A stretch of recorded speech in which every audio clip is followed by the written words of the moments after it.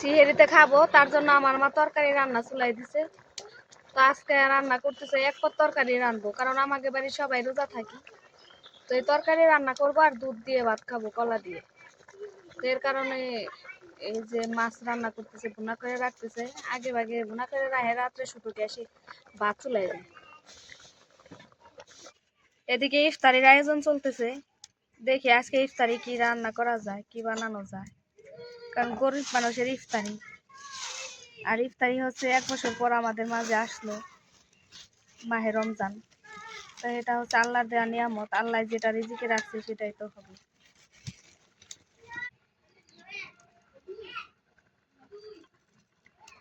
দিয়ে দিল হলুদের ফাঁকি, মরিচের ফাঁকি, এখন দিয়ে দিবে লবণ।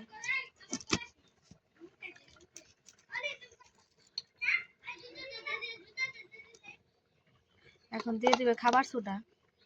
খাবার সোডা ছাড়া যে বেগুনি ফুলে না বেশি, খাবার সোডা মাস্ট লাগবে। তো এখন সব মিশ্রণগুলো এখন গুলাই নিব, একটু আঠা আঠা করে গুলাইবো, যাতে বেগুনের পুরটা অনেক সুন্দর হয়।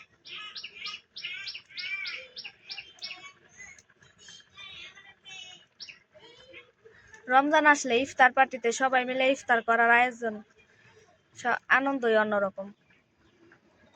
কারণ প্রতি বছর রমজান যেন খুশির সংবাদ বয়ে আনে। আর একটু পানি লাগবো মা।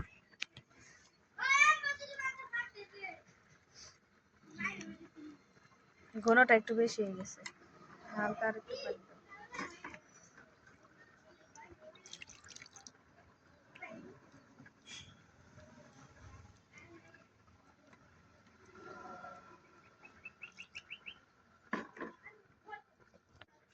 এক পদ রান্না করুম বইলে আবার কেউ কিছু মনে করেন না, কারণ আমাদের দুধ ভাত খাই, দুধ ভাত আছে। তো দুধ ভাত আর এই তরকারি তো 2 পদই হয়ে যায়। আর এই হয়েছে যেহেতু বাসার সবাই রোজা থাকে, আমাদের বাড়ি 3 জন মানুষ, 3 জনে যদি রোজা থাকে, তাই তো তরকারি গুলা নষ্ট হয়ে যায়, ফেলে দেওয়া লাগে। কারণ একদিনের তরকারি পরের দিন খাওয়া হয় না রোজা থাকে। ইফতার চালে তো সন্ধ্যা রাত্রে কিছুই খাই না, সিহেরিতে যা খাই তাই। ওইদিকে আমার ছেলে দৌড়াদৌড়ি করতেছে। ওয়ালিদ কই যাও? ওইদিকে যায় না বাবা। মামার সাথে ফোনে কথা কইতেছে।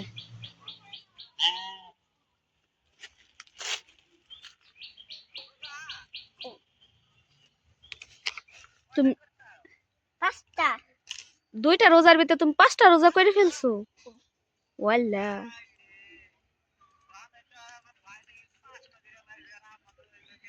আমার মামার সাথে কথা বলতেছে, আমার ছেলে নাকি 5টা রোজা করছে। তোকে 2টা টিকা, তোকে 5টা হইছে। তোকে না, আপনি করে বলো। তুমি দেখি পচা হয়ে যায়। ওকে না, তোমার নানা ভাই। হ্যাঁ, হাতে নিয়ে কথা বলো। বলো কেমন আছো? হ্যাঁ, ভাত খাইছি। কি দা ভাত খাইছো? ওয়াও, আমার ছেলে কি সুন্দর করে কথা বলে দেখেন ফোনে।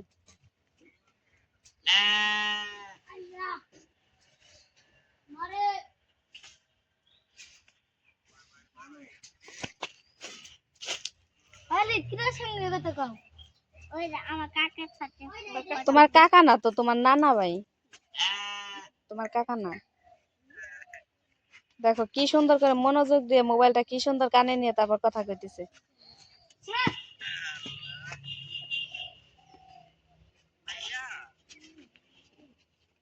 দেখছো মা, তোমার নাতে কি সুন্দর ফোনে কথা কয়। কেন না আমার জন্য চকলেট নিয়ে আইসো বেশি করে। বলো কি কইছে। হ্যাঁ, আমি কি কইছি তুমি কও।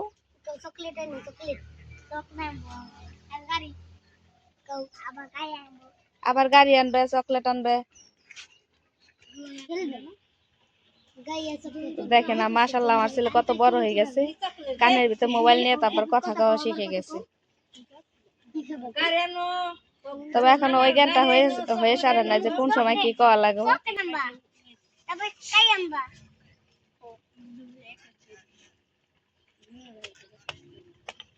ফাইনালি তরকারিটা আমার মা নামাই নিছে, দেখেন তরকারি কালারটা অনেক জোশ হয়েছে। তো এখন আমি রোজা, এর কারণে বেশি জোশ বলা যাইব না, যেটা হয়েছে সিহেরিতে খাইলে বোঝা যাইব।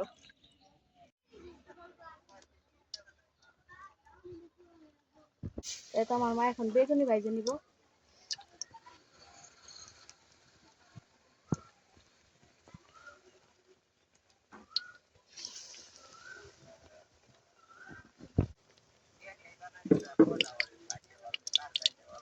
আমার ঘরে কাম আছে মামা, তাড়াতাড়ি করে কাজ না করলে পরে পরে অনেক বেলা হয়ে যায়। ভেড়া ছাগল গরু বেড়ি সবকিছু ছাড়তে অনেক কষ্ট, পরে সাইডে ছাড়া যায় না। কি বানাই দেবো? টমেটো দেবে, এই যে চপ বানাই। টমেটো চপ খাওয়া যাবে নাকি? জীবনে খাইছাও? আমি তো খাইনি।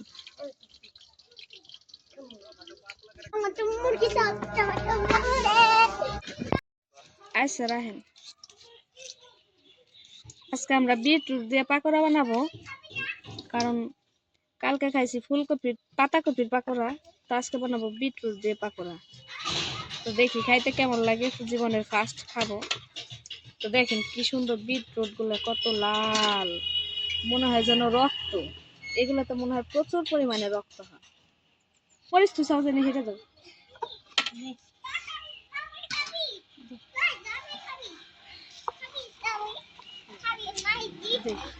রেডি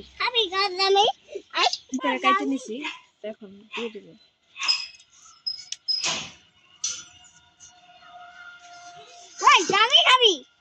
না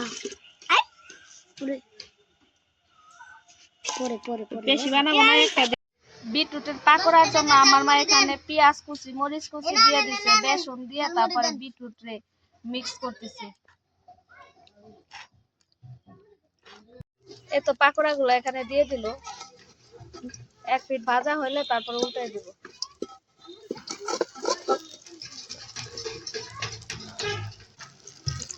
এক পিঠ হয়ে গেছে, এখন উল্টাই দিব।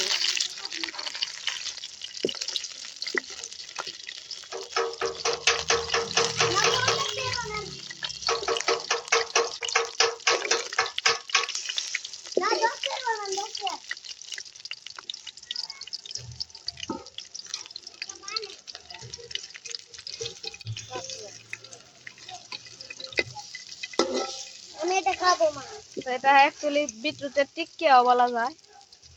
এভাবে তো মানুষ চিকেন টিক্কা বানায়, পেঁয়াজ দিয়ে টিক্কা বানায় বিক্রি করে বাজারে।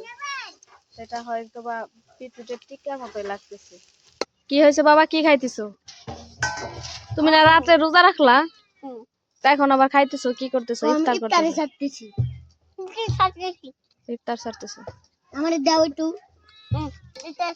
এই যে আমাকে বাড়ি আরেক বুঝদাই রে, রাত্রে রোজা রাখছিল, একটা আইসক্রিমের জন্য দুই মামা বাইগনে করে, তারপরে এই যে বাইগনে খাই ফেলাই বোধহয় মামুতে বুঝদারি হয়েছে, তাহলে বুঝেন ওকে কি জ্ঞান। তো খাইয়ে তো ফেলাইছে, তারপরেও তো খাইতেছে। কি সুন্দর এখন মামা বাইগনে মিলেমিশে খাইতেছে, দেখেন তো। এই সিনটা যে দেখবো হে মনে করবো না জানি কত মিল মামা বাইগনে, কিন্তু বাইক নাই মামারে মারতে মারতে দেখেন মুখের অবস্থা করছে কি। এদিকে বানিয়ে নেবে এখন আলুর চপ। তো আলুর চপের জন্য যে আলুগুলো আমার মা বেসনের ভিতর আগে হাত দিয়ে করে দিয়ে দিতেছে। আজকে আমি টমেটোর চপ বানাবো, খালি দিবি, তেলে দিবি আর হয়ে যাবে। এদিকে বিটরুটের পাকোড়া প্রায় শেষ, দেখেন কি সুন্দর হয়েছে। ফার্স্টে কতগুলো নামাই নিছে, আবারও চুলাই দিছে।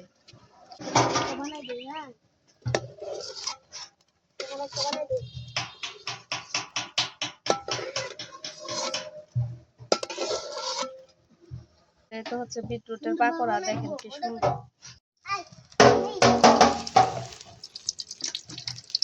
এখন দিয়ে দেবে আলুর চপ। আমার লাগে এক টুকরা হইতো আল্লাহ, টমেটোর চপ বানাবো আমি। আজকে আমি দেখবো টমেটোর চপ কিরম ভাবে হয়। এক পিঠ হয়ে গেছে, এখন উল্টে দেওয়া হইল।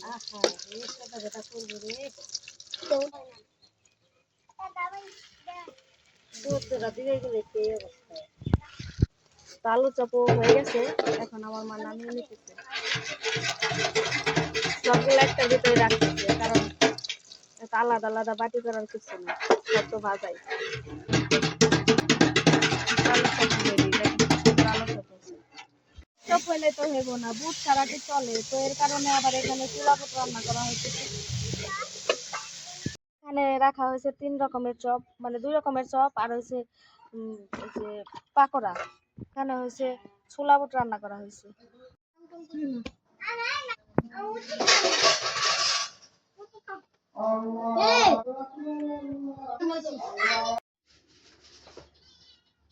তো আমাদের মুড়ি মাখানো হয়েছে, তো দেখেন মুড়ি মাখানো কত পিস হয়েছে।